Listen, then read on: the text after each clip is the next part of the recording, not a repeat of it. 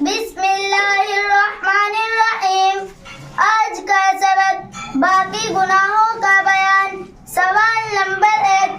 کفر، شرک اور بدعت کے علاوہ اور کیا کیا باتیں گناہ کی ہیں؟ جواب نمبر 1. کفر اور شرک اور بدعت کے علاوہ بھی بہت سے گناہ ہیں، جیسے جھوٹ بولنا، نماز نہ پڑھنا، روزہ نہ رکھنا، زکوٰۃ نہ دینا، باوجود مال اور طاقت ہونے کے حد نہ کرنا، شراب پینا، چوری کرنا، زنا کرنا، غیبت کرنا، جھوٹی گواہی دینا، کسی کو ناحق مارنا، ستانا، چغلی کھانا، دھوکہ دینا، ماں باپ اور استاد کی نافرمانی کرنا، اپنے گھروں اور کمروں میں تصویریں لگانا، امانت میں خیانت کرنا، لوگوں کو حقیر اور ذلیل سمجھنا، جو اکھیلنا، گالی دینا، ناچ دیکھنا، سود لینا اور دنیا داڑھی منڈانا، ٹخنوں سے نیچا پاجامہ پہننا، فضول خرچی کرنا، خیالی تماشوں، ٹانکوں تھیٹروں میں جانا اور ان کے علاوہ اور بھی بہت سے گناہ ہیں جو بڑی کتابوں میں تم پڑھو گے.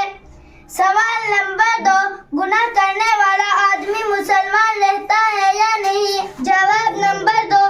جو کوئی ایسا گناہ کرے جس میں کفر یا شرک پایا جاتا ہو وہ مسلمان نہیں رہتا بلکہ کافر اور مشرک ہو جاتا ہے، اور کوئی بدعت کا کام کرے تو وہ مسلمان تو رہتا ہے لیکن اس کا اسلام اور ایمان بہت ناقص ہو جاتا ہے. ایسے شخص کو مبتدع اور بدعتی کہتے ہیں، اور جو کوئی کفر، شرک اور بدعت کے علاوہ کوئی کبیرہ گناہ کرے وہ بھی مسلمان تو ہے لیکن ناقص مسلمان ہے، اسے فاسق کہتے ہیں. سوال نمبر 3. اگر کسی سے کوئی گناہ ہو جائے تو عذاب سے بچنے کی کیا صورت ہے؟ جواب نمبر 3. توبہ کر لینے سے خدا تعالیٰ گناہ معاف کر فرما دیتا ہے.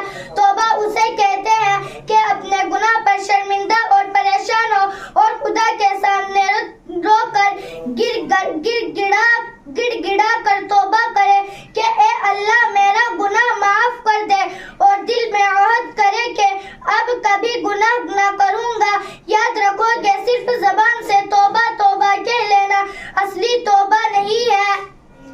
سوال نمبر 4. کیا توبہ کر لینے سے ہر قسم کے گناہ معاف ہو سکتے ہیں؟ جواب نمبر 4.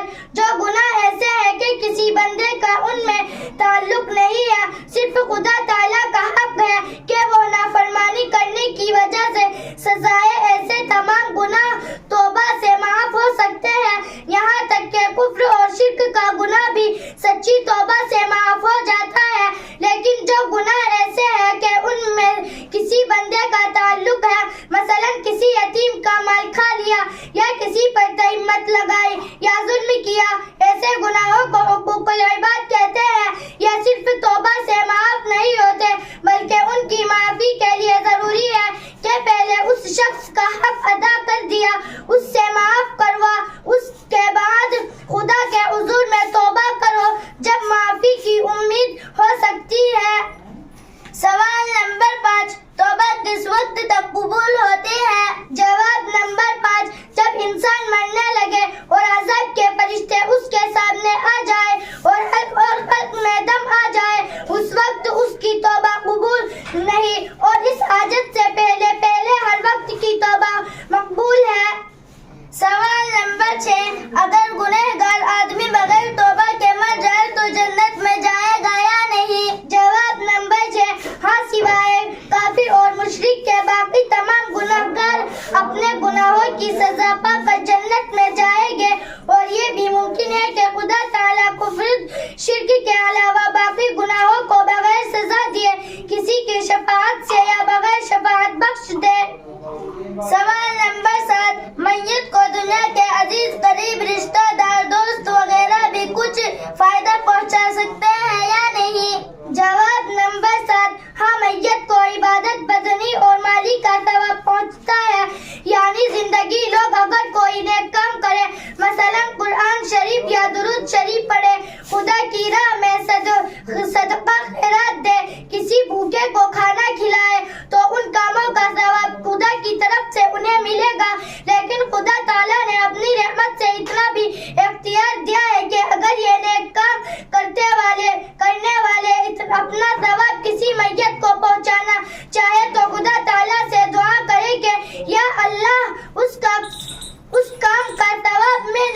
شخص کو بخشا تو اللہ تعالیٰ اس میت کو وہ ثواب پہنچا دیتا ہے.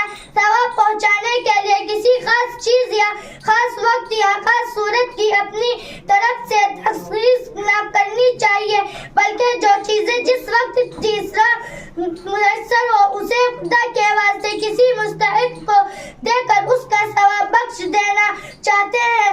رسم کی پابندی یا دکھاوے اور نام و شہرت کے لیے بڑی بڑی دعوتیں کرنا، اپنی طاقت سے زیادہ قرض ادھار لے کر رحم پوری کرنا بہت برا ہے.